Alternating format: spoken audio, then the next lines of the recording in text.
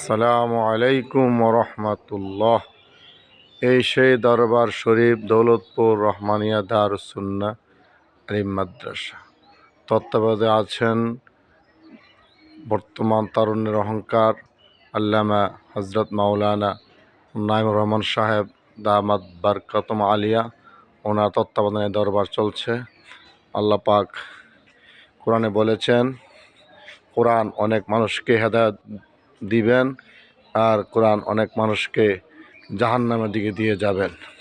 বর্তমানে আমরা কোরআনের এই আয়াতের দিলকে দেখতে পাচ্ছি, অনেক উলামায়ে কিরাম আহলে কোরআন আকিমুদ্দিন ব্যাপারে কথা বলছেন না, তারা এই বিষয়ে কোনো গুরুত্বই নেই। কিন্তু আমাদের বর্তমানে এই দরবারের তত্ত্বাবধানে যিনি আছেন, উনি কোরআনের রাজ কায়েমের জন্য বলিষ্ঠ কোনো কথা বলেন।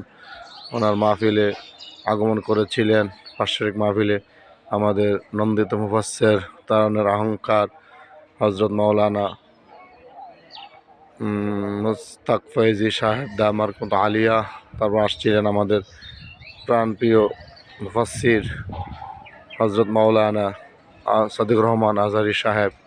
এইভাবে উনি দরবার ইসলামের মারকাজ এবং দিন প্রতিষ্ঠা করার জন্য কথা বলে যাচ্ছেন।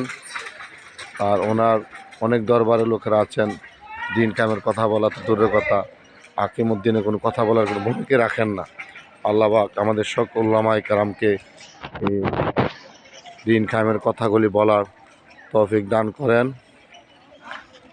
আল্লাহ আমাদেরকে,